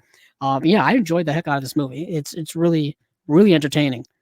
Yeah, I very much love the Studio Canal editions. So even though I haven't seen this yet, I will probably, on your recommendation, get this because I just did they don't put out a ton of stuff, but every time they put out a 4K, I'm like, damn, it looks good. So, yeah, indeed. And then they're putting on another film here, which is actually part of this. Yeah, so Studio Canal will also release Kind Hearts and Coronets on 4K for the first time on April 22nd. These films are all part of the Ealing, looks like the Golden Age of Ealing Studios. So all of the films that they're putting out, Kind Hearts and Coronets, Whiskey Galore, and Passport to Pimlico, Pimlico, are all like part of this 75th anniversary of this studio. So as I was saying, Kind Hearts and Coronets, this is a film that they're also, like I said, putting out 4K. There's new audio commentary with Kat Ellinger on this. You have Scorsese on the other one, Kat Ellinger on this one. You're in good company here with people who know movies. And I didn't get a chance to see this because I just ran out of time. But this film also stars Alec Guinness. Yeah, the film is yes, I want to see this. I'm trying to read the description here. So, hailing from the golden age of Ealing comedies, Kind Hearts and Coronets stars Dennis Price as the debonair yet impoverished Louis Mazzini, the would-be Duke of Chalfont, whose mother was disinherited by her noble family for marrying beneath her. When her dying wish to be buried in the family crypt is refused, Louis vows to avenge his mother and work his way up the family tree by engaging in the gentle art of murder. Hey now. That's One by yeah. one, He attempts to kill off the 8 successors that stand in the way of his becoming Duke, all played by Alec Guinness in an unforgettable tour de force performance.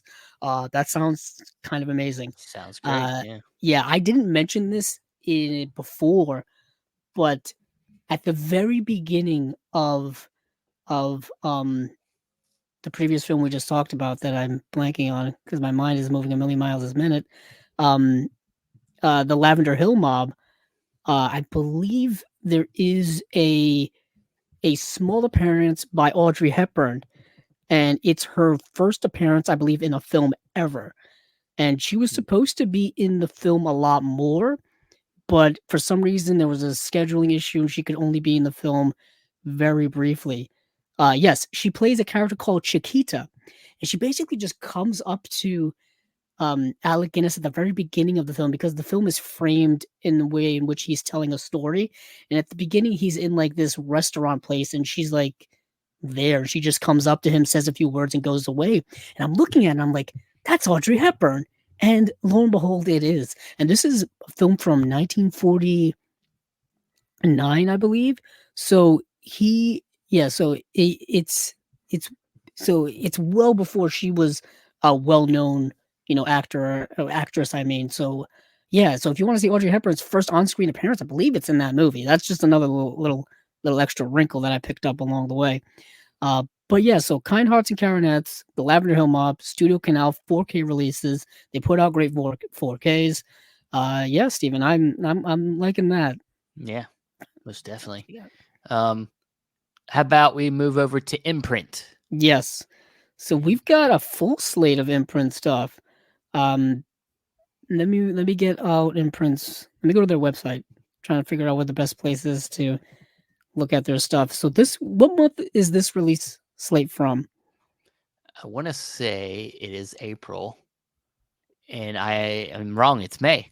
Oh, so May releases. I know you got a chance to check out the film The Queen of Spades from 1949. I did get a chance to check out The Queen of Spades from 1949. An interesting, I would say, ghost story horror film. Just let me go. There it is, The Queen of Spades. So The Queen of Spades is an elderly countess strikes a bargain with the devil and exchanges her soul for the ability to always win at cards. An army officer who is also a fanatic about cards, decides to kind of investigate her and try to figure out why is she so good at cards. What is her secret? What did she do? He doesn't know that she sold her soul to the devil in order to be good at cards. So it's him kind of obsessing over this elderly woman, kind of reading old books and books about magic and witchcraft and stuff like that and things like that to kind of get a glimpse into who this woman may actually be and what her connection is to the devil, essentially. Yeah. And he concocts a whole plan on trying to get to her by wooing her ward. By wooing, I mean romantically wooing, fake romancing her. And in turn, he's also backstabbing a friend of his who's also a soldier. And it's a very interesting film. The reason why I wanted to see it is because I'm trying to. Here's the Imprint bundle. Finally found it. I had to scroll so far in. So yeah, 1949. I think it has it. Yeah, it's got introduction by Martin Scorsese. That's why it immediately intrigued me. Yeah, I thought there was something here else, but no, it's not. I think it's on the other film. This does have quite a few special features on it, Steven. I don't know if you've seen that. No, not that film. I'm more familiar with the other film you want to talk about. The man who haunted himself. Oh yes. Let's go over to that one just because the man who haunted himself is really good. Now, Steven, you had seen this a while ago. Yeah, I believe it's a Kino release. I have a Kino release of it. Bought it at one of them awesome sales that they do throughout the year, and it's a nice surprise. It's Roger Moore playing this character who is it's one of them kind of like doppelganger type of movies. Is he seeing a second? Is it all in his head? Is it seeing a second version of himself? Like what's going on? Like it's one of them kind of weird psychological doppelganger kind of movies. It's kind of cool. I liked it. Very stylish. Well acted. Yeah, if I remember correctly, yeah, it's Roger Moore. And what happens is, he gets in a car accident, and he gets in a car accident and he kind of dies on the operating table, but he comes back to life. But they notice on the heart monitor that there's now 2 heartbeats. So what could that possibly mean? This is the very beginning of the movie. What happens throughout the movie is that he starts like people start saying, "Hey, it was nice seeing you the other night," and he's like, "What are you talking about? I was here." And then they're like, "Oh yeah, I lost to you at a pool game the other night at the club." He's like, "I wasn't at the club the other night." You know what I mean? So all of these instances start happening. So he starts trying to figure out, is there somebody impersonating me?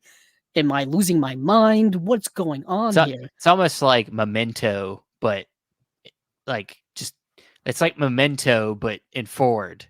Like and you're not seeing what's going on. Like right. it's, like it's all.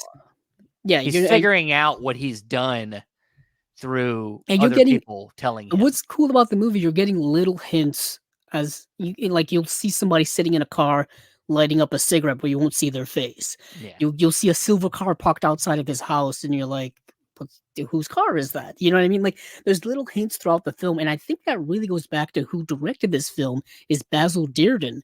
Basil Dearden, being a director that I'm pretty sure Criterion fans will know of, because there's an Eclipse set of Basil Dearden films that's been available for many years, and he was a British filmmaker who did a lot of really good films. I still have to really dive into his work, and he's one of those directors that I want to dive into for so many years, and I just haven't had the chance. But yeah, it's a really well done, well lavished film. You got maybe a little supernatural, little sci-fi stuff going on in there, because you're dealing, like what Steven said, is there a doppelganger? Is it split personality stuff going on? What are we doing?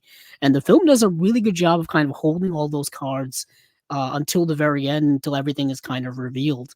Yeah, I really like the film a lot. Yep.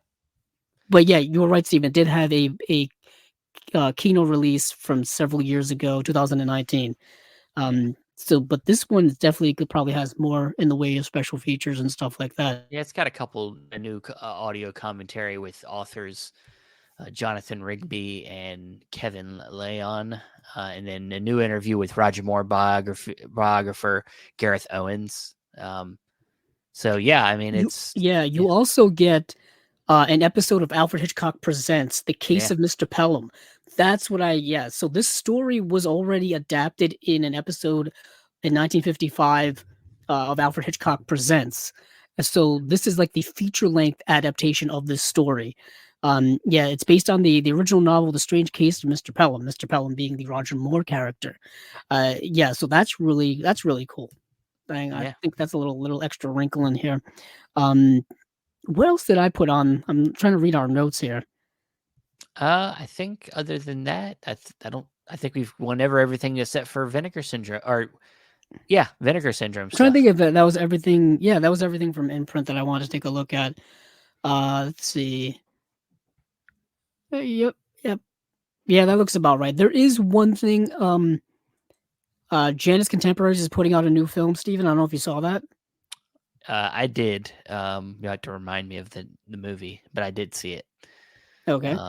Yes, I gotta remind myself. So you didn't know? Yeah. Okay. Oh, I did know. I'm just completely blanking. Right. All That Breathes is the movie. Okay. Yeah. It's an Oscar-nominated documentary, a mesmerizing chronicle of. Oh my goodness! It's this film.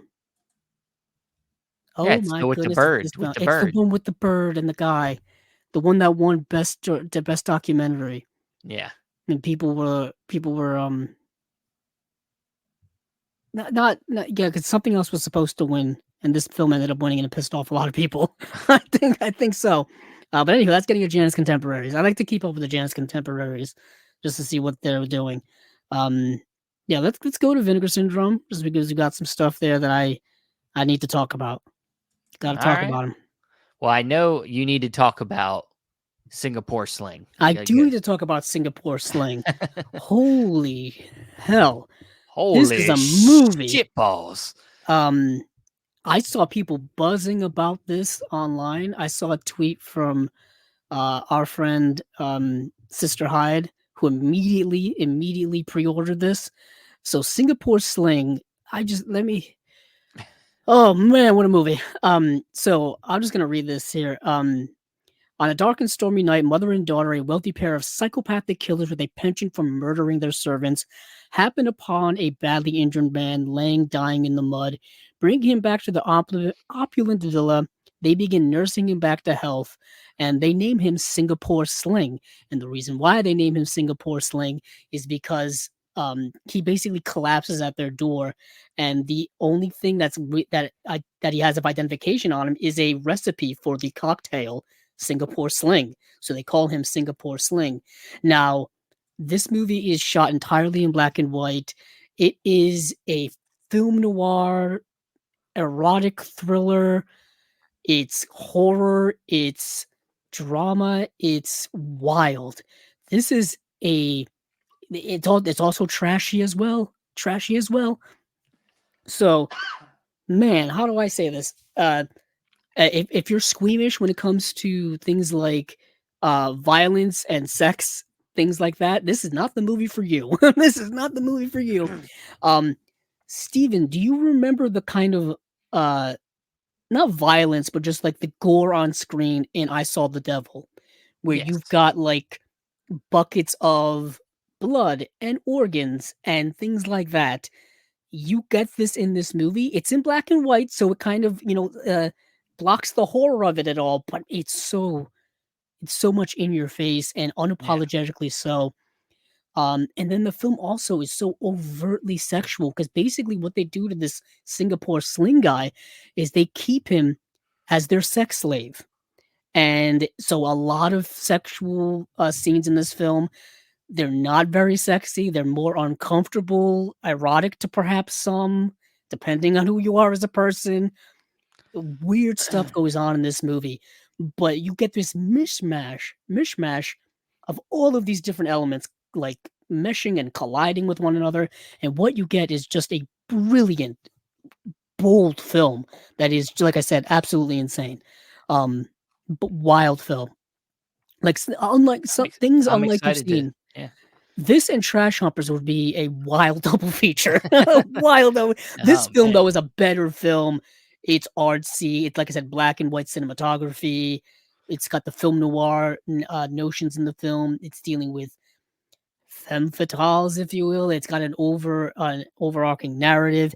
It is wild. But like I said, fair warning, if you're not into weird sexual things, a lot of things that would happen in John Waters' Pink Flamingos or other John Waters films, and violence as well.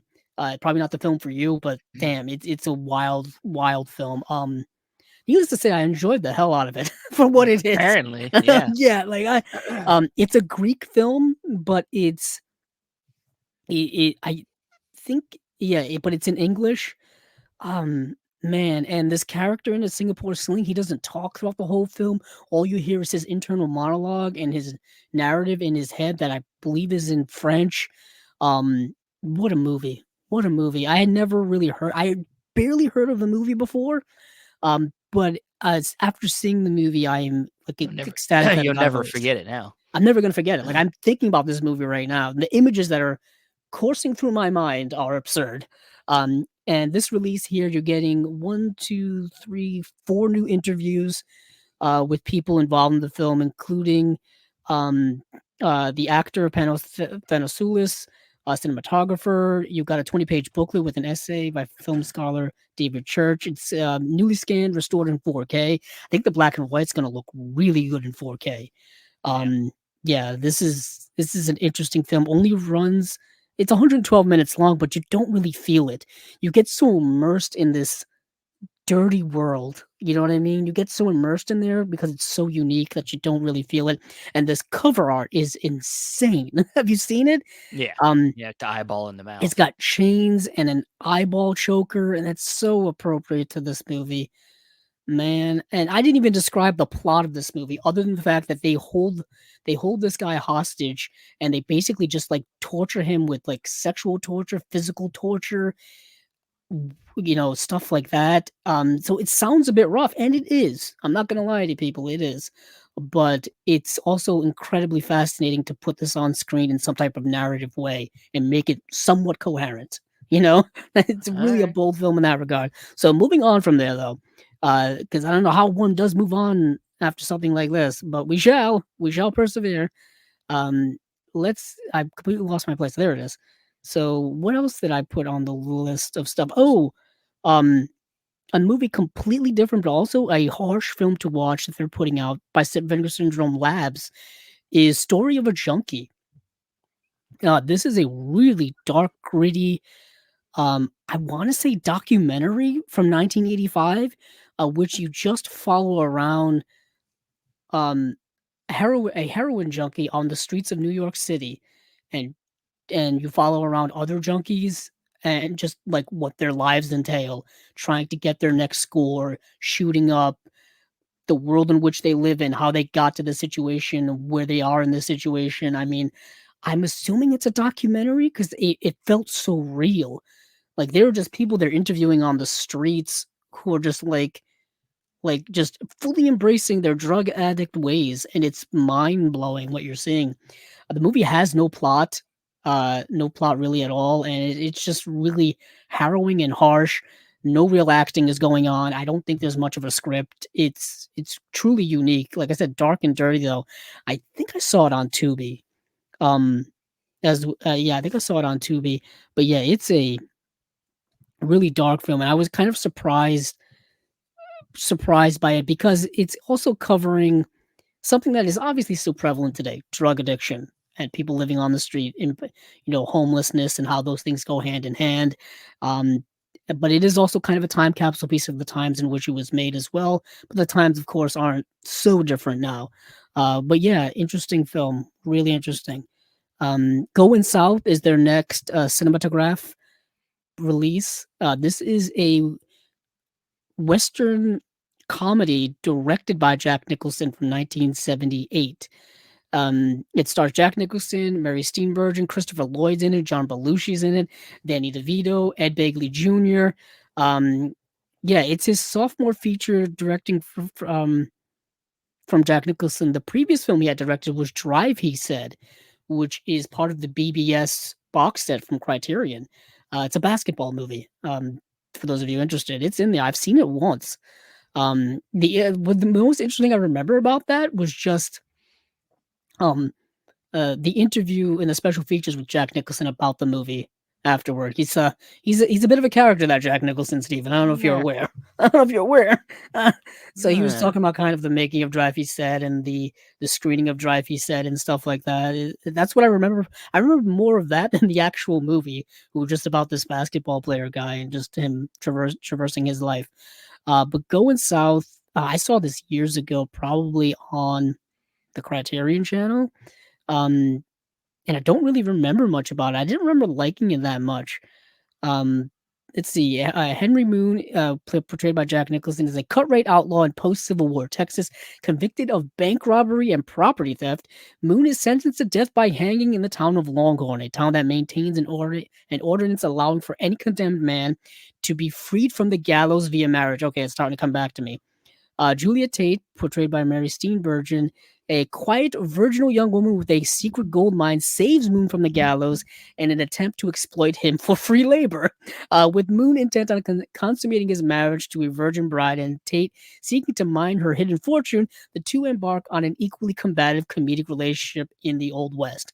Okay, it just all came flooding back to me. So what you have is a movie about a comedic situationship going on. Yeah. He needs to be freed from the gallows. She needs somebody to work her mine, her potential gold mine, and then comedy ensues.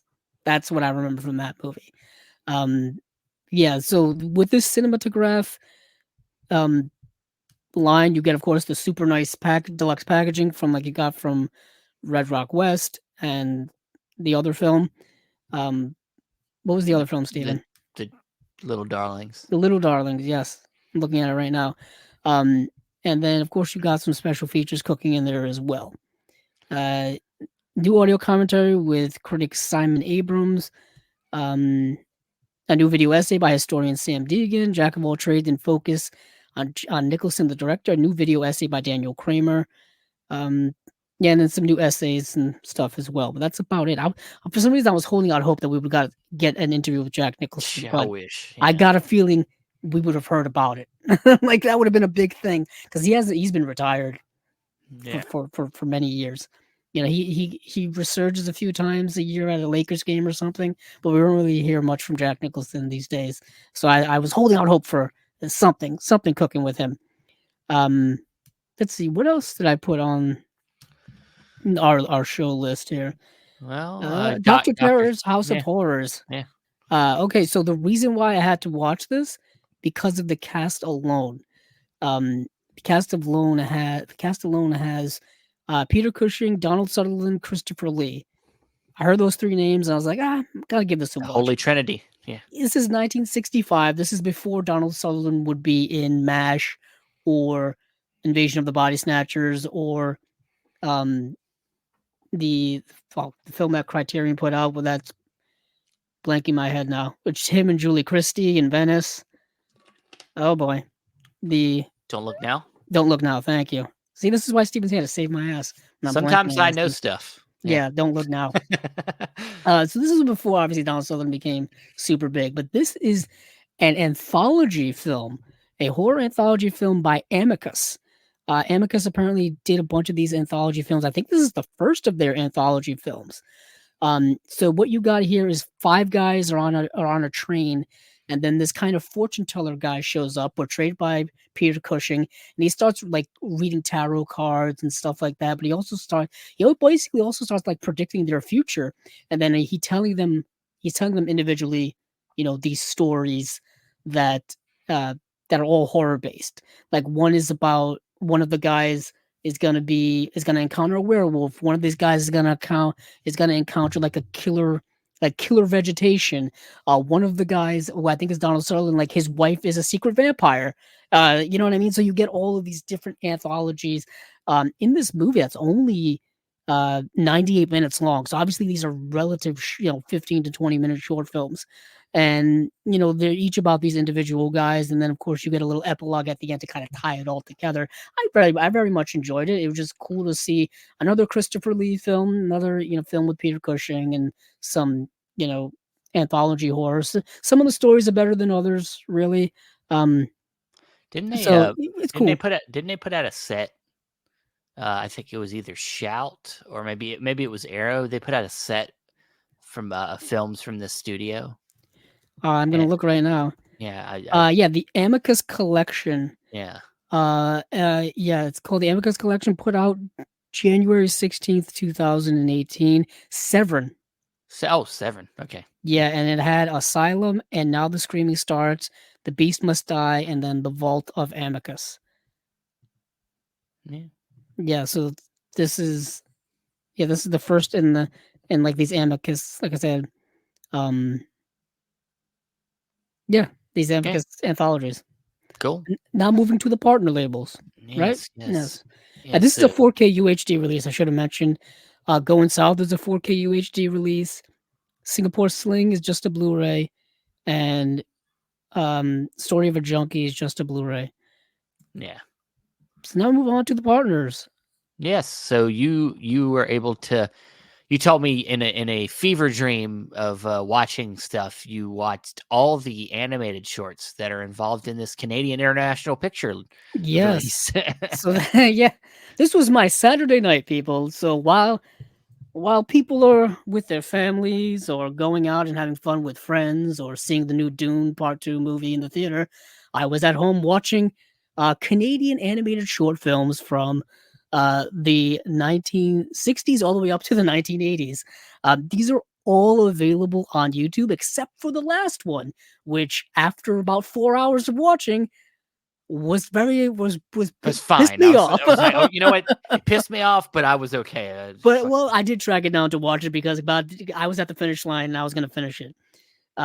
So combined, okay, I did embellish. It's 137 minutes combined, but obviously I had to, stop and you go had to to take the breaks restroom and get food. Yeah, so you do have there's actually there's 14 films, and then I think there's like an extra 8 shorts by these various directors as special features. I didn't get to any of those, but yeah, so you've got, and they range from about 5 minutes to 15 minutes. I think is the longest. So you have Carlos Marchiori's The Drag, from 1965, Les Drew and Kosh Pendal's What on Earth from 1966, Ron Tenise's The House That Jack Built, not to be confused with the Lars von Trier film from a few years ago. Same thing. Norman McLaren's Pas de Deux from 1968, Ryan Larkin's Walking from 1968, Michael Mills's Evolution from 1971, Yvonne Mellet's The Family That Dwelt Apart from 1973, Bernard Longpres and Andre Leduc's Monsieur Pontou from 1975, Caroline Leaf's The Street from 1976, Ishu Patel's The Bead Game, Co-Hedman's Oscar-winning The Sandcastle, which is actually a stop-motion animated film, which is really very good. Eunice McCauley and John Weldon's Oscar-winning Special Delivery from 1978, then Ishu Patel's Paradise from 1984, then Richard Condi's The Big Snit from 1985.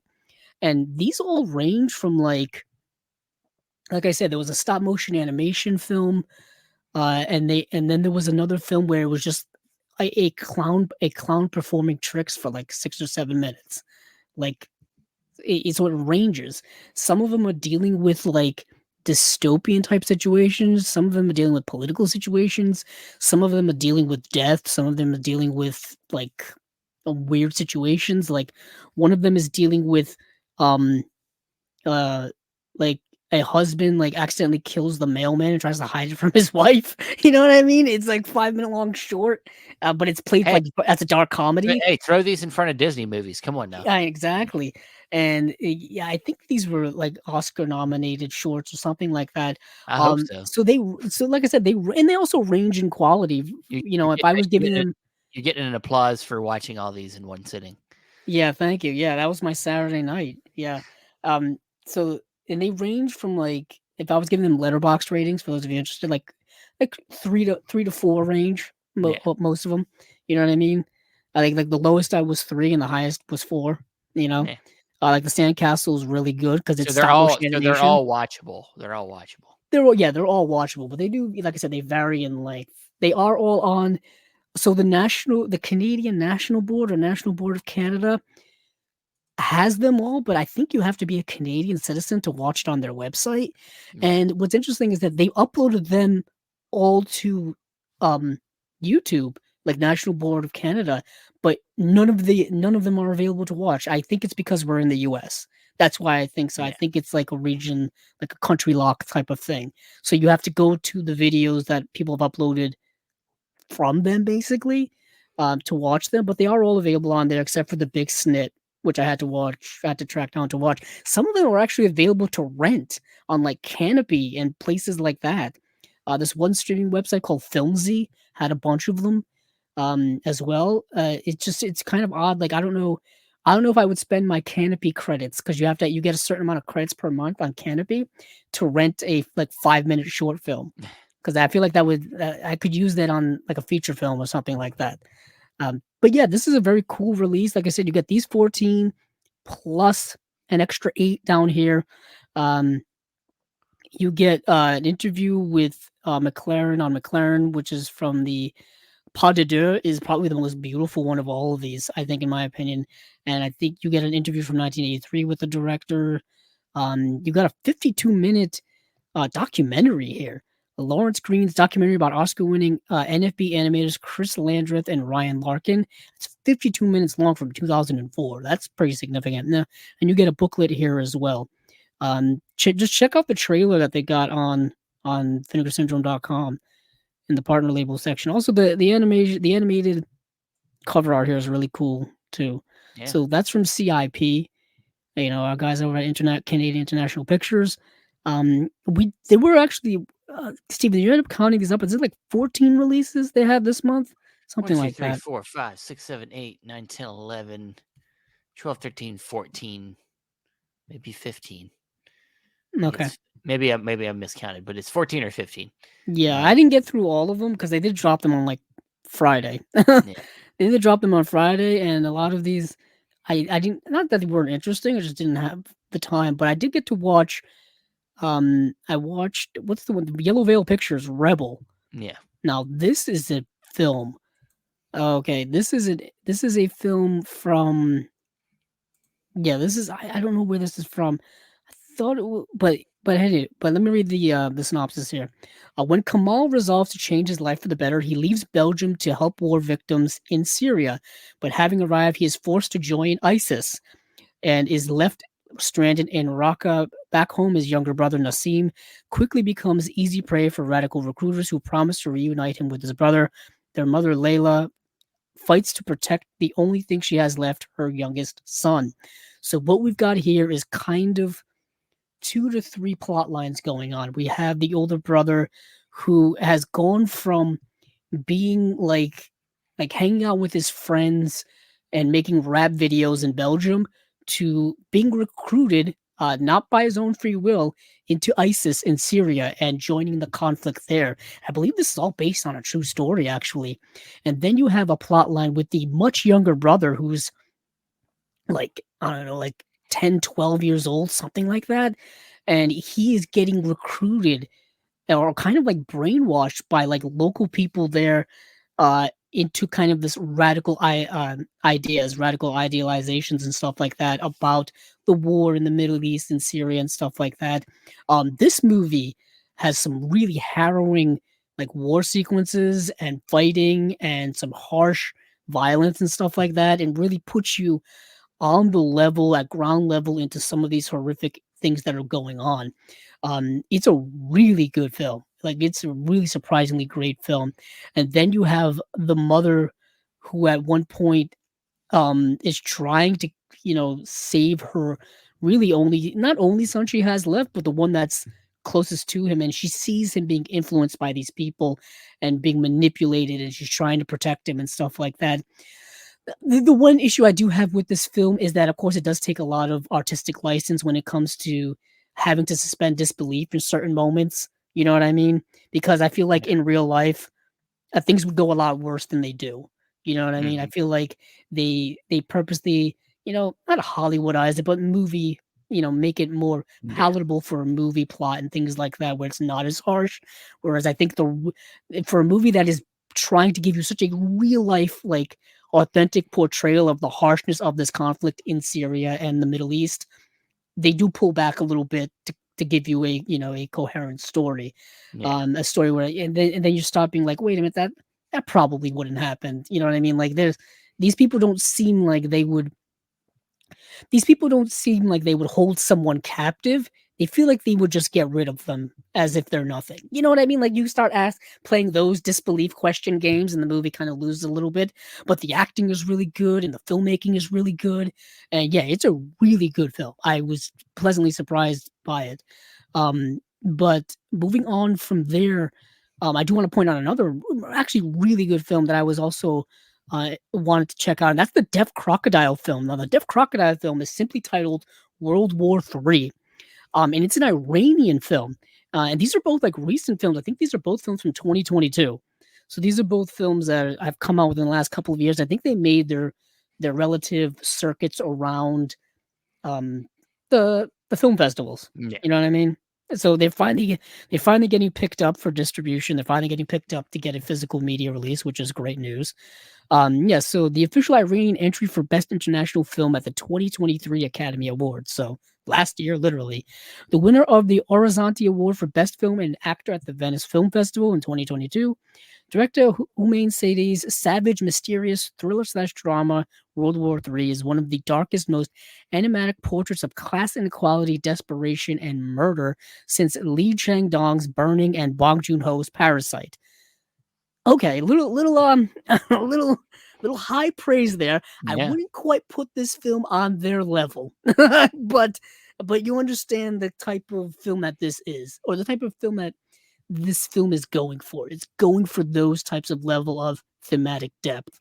Yeah. And what you get here is a movie set in Iran, and you follow the main character is a homeless day laborer guy who's working on a construction site, and the construction site that he's working on just so happens that they're building stuff for a movie that they're going to be making.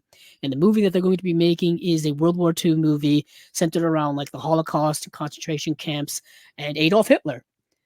So he and the other workers one day basically get roped into becoming extras. They get roped into becoming extras, and what happens is they're shooting a scene where Hitler has to get out of a car and like walk over and like kill some guys or whatever, doing terrible Nazi things as they did. And the actor playing Hitler all of a sudden has a heart attack and collapses. So they got to replace him, and they're in the middle of shooting this movie. So they happen to pick this day laborer, homeless man, to be the main character in their Holocaust film, I guess. and he gets, and he kind of is a fish out of water. He doesn't really, he can't, he's illiterate. He can't read. He can't act.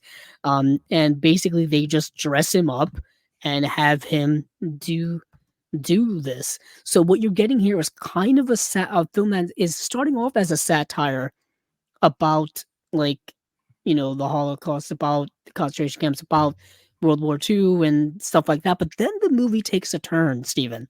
It takes a turn because he is someone who is dealing with a loss. He lost his wife and son a few years earlier, and he's still in the mode of processing that, or in the mode of mourning.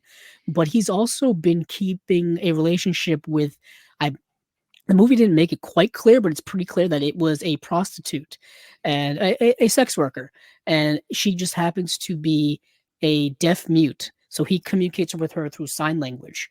Don't ask me why I just did that with my hands. I'm pretty sure it was terribly offensive to people. I don't know how to sign language at all, but that's obviously a lot of hand gestures, a lot of movement, stuff like that. And he communicates with her, and he tells her that, hey, I just became the lead of this movie. And she decides that she wants to run away from the person, her pimp, the man who, she works for and stuff. And she wants to go stay with him. But he's like, I can't have you do that. I just signed this contract that says I have to abide by certain rules in order to keep this position. And he wants to keep this position because he just went from being a homeless laborer to someone who's starring in a movie. So he wants to keep that for himself and not ruin it. But she ends up going to stay with him, which of course creates a conflict between him and the person he's working for. And the film kind of becomes like, it shifts from being like a satire to shifts to kind of being a main plot about trying to figure out what I'm going to do to pay off these guys to not kill me. And then complications even ensue after that. But you do get a little sprinkling there of the themes of classism and things like that were portrayed in like Parasite, like the description suggested. Really good film, very well acted. It's tonally a little uneven. Like I said, you do get the jumps and shift in themes and shift in plot that are kind of jarring. But a very well-made film. Very well-made film. I dug it. Different from Deaf Crocodile. I'm so used to Deaf Crocodile doing like Eastern European, Russian films, things like that. And they've been doing a lot of animation recently as well. And this was something completely different from them. It's a Middle Eastern Iranian film. Yeah. Yeah. These actually were two that stood out to me as well. I didn't get a chance to watch them, but yeah, that, as usual, a wide array of partner label stuff that looks fascinating. Another one that stood out to me was the XYZ films. Husera is, I think, how you pronounce it. So it looks like a horror film. Kind of looked striking to me. It's came out in 2022. It's Valeria's joy at becoming pregnant with her first child is quickly taken away when she is cursed by a sinister entity. As danger closes in and relationships with her family become fractured, she's forced deeper into a chilling world of dark magic that threatens to consume her. A group of witches emerge that could be her only hope to safety and salvation, but not without grave risk. So it looks like it's a Spanish film of some kind. So it looks like a movie dealing with witchcraft, curses, possession, perhaps. Yeah, not quite sure. Yeah, I looked at that one as well. There, yeah, I didn't look too deep into a lot of these actually. I did get to see Utopia's putting out a documentary called Another Body, which is a fascinating movie. Actually, it's a fascinating. The subject is more interesting than the movie itself, I would say. And the movie is dealing with deep faking. yeah. Which is something that's been on the rise over the last few years, but it's that dealing with and right now AI, a lot of AI. Yeah, I feel like deep faking was a stepping stone to AI as we know it now, and then AI is obviously evolving, not in so much a Terminator type way, but evolving in the sense like it's being used all the time. I hope not. Yeah, I mean, we're going from like kids in college using it to write their papers to robots taking over would be a hell of a leap, but the idea of deep faking when it comes to impersonating other people, specifically in this instance, it talks about a case or centers around a case of a woman being deep faked when it came to people creating pornographic films with her in them, using her face on top of someone else's body, and her going through I would say steps, but her going through the investigation of trying to figure out who did this, why they did this, and also going through like how this is actually rather commonplace now, and how there's really nothing that you can do to stop it, and there's nothing in terms of the legal world that you can do to prevent it from happening or to get legal justice about it, and how like basically the legal system has to catch up to figure out how to stop these things or punish people who permit these things. So we have this woman who this happened to her while she was in college, and her trying to figure out who was it, and all this kind of stuff, and also the people around her who it happened to as well, because apparently they're all connected somehow. But it's something that it also a cautionary tale about what technology is doing today and how harmful technology can be. And deep faking had no rules when it came out. You know, people were doing it as a joke to like look like celebrities, like look like Tom Cruise or look like whomever. But now it's like what happens when you take that technology and use it in an unconsensual way to harm people. So the documentary is really getting at that. Yeah, it's a very interesting subject. I think it's only going to get more, like you said, Stephen, with AI now. It's only going to get more complicated as things go along. Especially when it comes to things like not forgeries, but like plagiarism and stuff like that. You know what I mean? It's what a weird time we live in when it comes to technology. Yeah, in both good and bad ways. It's running rampant, man. It's causes a lot of confusion.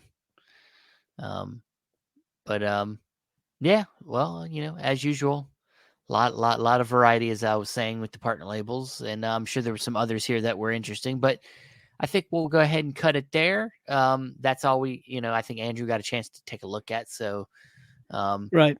I also Art course, Label. Art Label more. may have the most interesting title of a movie I think we've ever seen on here. Just want to mention before we go.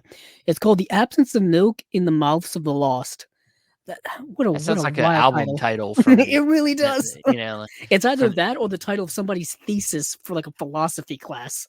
Yeah. Oh, I can't wait to read this one. This is somebody's manifesto, like somebody's memoirs or something. Yeah. Where it's like, this is my thoughts on life. Listen to me talk about nonsense and give me money. No, it's from Art Label. So yes, sounds right. Sounds very artsy. Right. Yeah. Appropriate. But all right. Well, that is it for spine number 134 of Chasing Labels, guys. Thanks everybody for listening and watching. Thanks for everybody in the chat, people that hung around, watched us live. Thanks everybody for doing that. People that commented.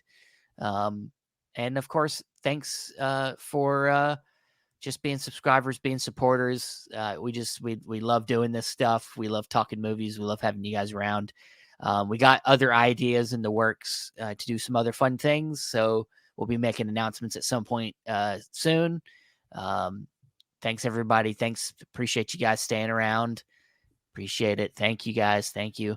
But yeah, with that said, Andrew, where can they find you other than here, of course? You can find me on Twitter or X at Capzilla06, as well as our YouTube channel, which is right here, Chasing Labels. And also over at the Facebook page. Oh, yes, the Facebook page. Yes, our Facebook group over there. Like the guys and the people in the chat are in that group.